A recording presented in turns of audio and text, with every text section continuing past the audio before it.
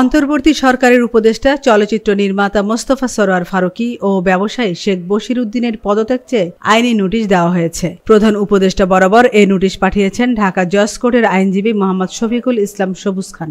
Notice পাওয়ার 3 দিনের মধ্যে তাদের পদত্যাগ কার্যকর করতে বলা হয়েছে। ওই আইনজীবী নিজেকে উপদেষ্টা মণ্ডলীতে অন্তর্ভুক্ত করারও আবেদন জানিয়ে বলেন, বৈষম্যবিরোধী ছাত্র আন্দোলনে 26 দিন গুলির মুখে দাঁড়িয়ে আন্দোলন করে ফ্যাসিবাদ বিদায় করার গর্বিত অংশীদার হিসেবে আমাকে উপদেষ্টা মণ্ডলীতে অন্তর্ভুক্ত করার আবেদন জানাই। নোটিশে বলা হয়, মোস্তফা সরোয়ার ফারুকী ও তার স্ত্রী তিশা বিগত স্বৈরাচার সরকারের আশীর্বাদ পুষ্ট হয়ে অনেক সুবিধার ভাগিদার হয়ে আজকে ছাত্র জনতার অভ্যুত্থানের বিজয়ের ভাগিদারও নিতে চায় এবং অন্য উপদেষ্টা বশির উদ্দিন খুনি শেখ হাসিনার নির্দেশে বৈষম্যবিরোধী ছাত্র হত্যা মামলার 49 নং এফআইআর-ভুক্ত অন্যতম আসামি এবং আওয়ামী সরকারের এমপির ভাই বিতর্কিত ও খুনি হাসিনার সহানুভূতিশীল ব্যক্তিদের উপদেষ্টা করে আন্তর্জাতিক খ্যাতিসম্পন্ন ব্যক্তি নোবেলজয়ী ব্যক্তির উপদেষ্টা মণ্ডলীকে প্রশ্নবিদ্ধ করা হয়েছে। আমেনা ইসলাম, নিউজ ডেস্ক, আজকের সংবাদ।